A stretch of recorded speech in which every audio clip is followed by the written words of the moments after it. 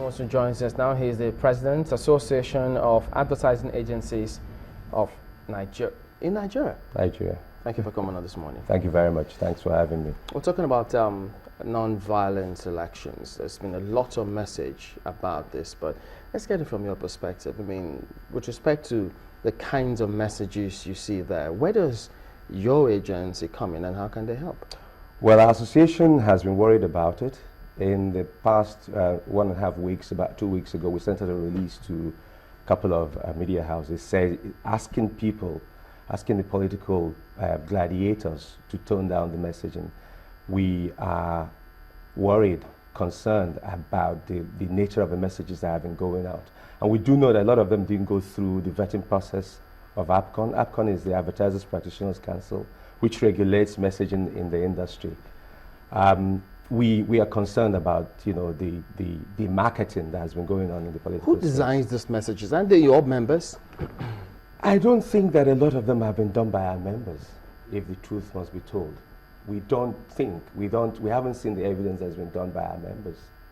Wow. But don't you have to vet some of these things before they go on That's air? the point I was making. The vetting is done by, look, we are an association of advertising agencies. There's a regulatory body called APCON, which theoretically should vet these ads. These ads haven't gone through APCON. We are certain about that. So because, sorry, Marco, because then how does it make it to the media houses? Because I know a bit of the process that you must have, a certified copy from APCON before they go on air. So how come that some of these materials get on television, radio, and even in print without going through APCON? I mean, I think that question I should really throw back at you. You can throw it back at me if I have put out anything without going through. No, I know that your particular house does have a strict rule, and I do have a bit of history with channels. Many years ago, I do know that you guys go through the rules. But let's just say that not all of us, not all of the media houses, print in particular, go through that process. So we have a lot of ads that are going out there that haven't gone through a vetting process. And we think that potentially, I think the messaging, the marketing is being toned down a little bit in the past 1 week or so, but it got to a point where we were all worried. I'm sure you were worried as well, because we saw some of the programs that you were talking to people about it. So what is being done now by agencies as well? yours? This is part of the intervention that we're doing. We're going out there. We're asking that we do need to follow the process, the law, the regulation, and that everybody who wants to play in this space needs to follow the law. It's simple.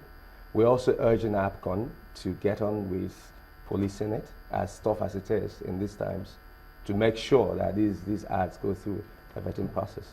Do you also have meetings with these organizations, reminding them of why they need to comply? Because, I mean, one imagines that before these laws were made in the first place, you all had that agreement that we're going to stick with this. Let's just say that it's difficult to get those meetings now with the politics going on. Let's be honest about it. But what we had done about a year ago is we had during our AGM in Abuja in July last year, we invited political parties to a workshop, and it was sponsored by INEC. INEC chairman and a lot of the top people at INEC were there.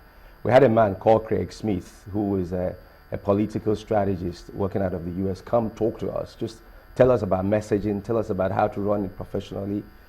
There were not many politicians there, let's put it that way. A few political parties only attended. I'm just wondering though, is it that you have a problem with negative campaigns, or is it that you have a problem?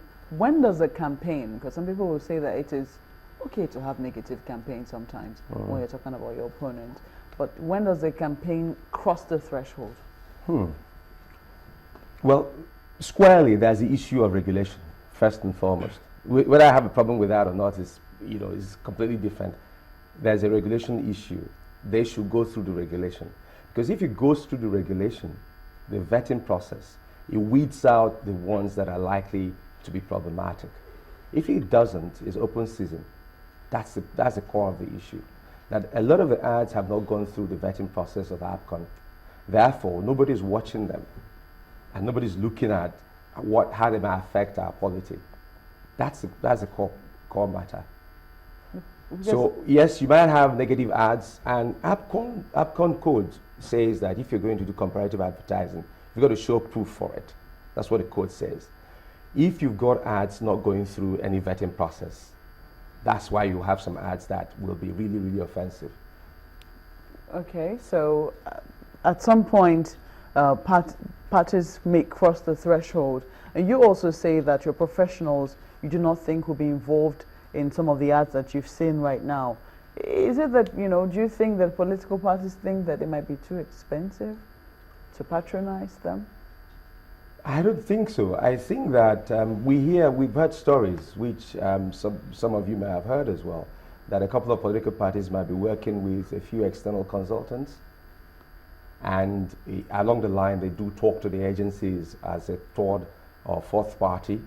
But I do not think that a lot of the political work that has been pushed out there has gone through the agencies. Oh, shame. So we've been shortchanged in Nigeria now because some of these people have been gotten from abroad. Well, there's the story of people having extreme foreign conscience in the country. I think we need to revisit, all of us need to ask ourselves questions.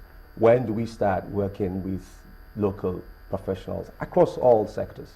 Do you think that, sorry, just a moment, do you think that political parties could perceive this to be a battle to involve the local professionals in this? I don't see why they wouldn't involve local professionals. Local professionals know the area. We're professionals.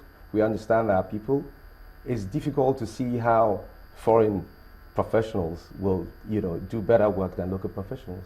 We're particularly worried about the content of the messages that go out, and if they've been able to escape the scrutiny of APCON, then we must be asking ourselves, how can we reverse this trend? Because it is totally dangerous when such messages go out. You really can't recall it. It's out and it's out. The damage is done. So how can we put a stop to all of this? Are there ways you can sanction some of these maybe agencies and even media that go all out without having a seal of APCON to put out such messages? Yeah, one of the strong choke points is the media. It's a nice way to filter. If you come to a media house and you don't have the APCON registration, those ads should not be published. That is the strong area to filter it away. The other area is to keep talking to the political parties, to persuade them, to ask them to stop this demarketing, go to the issues, keep away from the smear campaign. The other part is to urge APCON to keep doing what it should do to restrain these ads from getting to the public space. Does APCON have that capacity to ensure that agencies, media organizations comply with this regulation? It does have that capacity.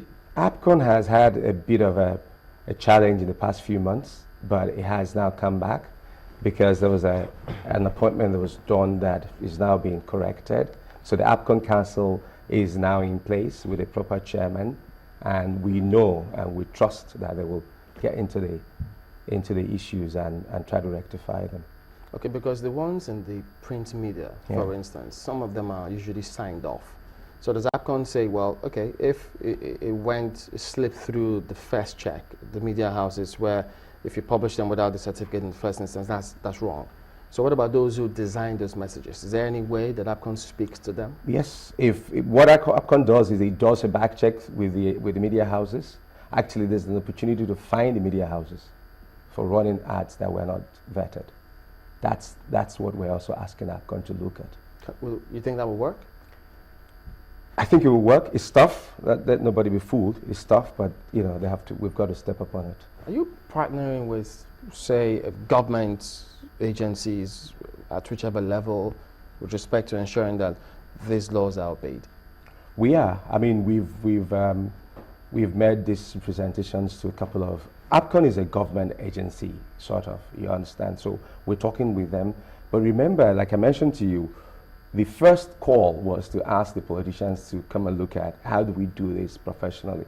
That was last year with INEC and a couple of United Nations. UNAIDS was part of it, and to say, look guys, we need to look at how we do messaging. We need to be professional in doing this so that before it starts, because we suspected that we might get to this point.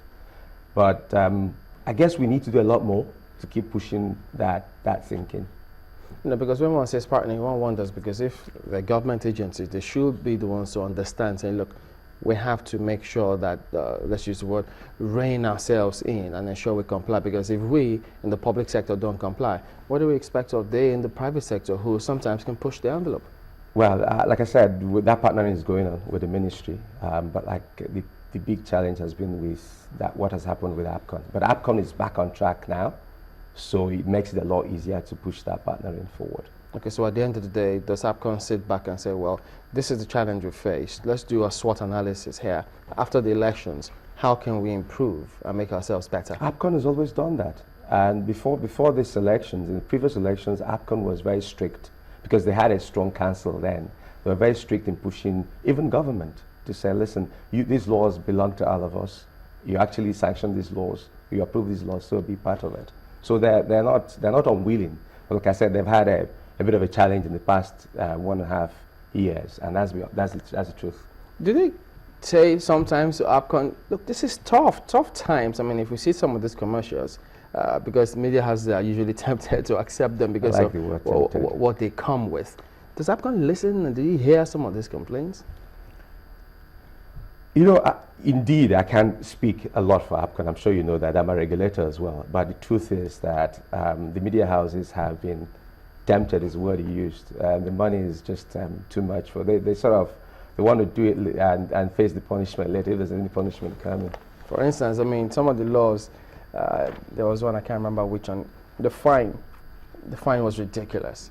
And the amount of money that they were bringing in, the people would just say, look, I'll pay the fine, no problems about that, and then face crime, but that kind of thing should clearly be but you see, a fine is a sanction, is a point against you, even if it's a small amount of money. I think for broadcast houses, about 500,000 naira. Even if it's 5,000 naira, it's an infringement, it's an infraction.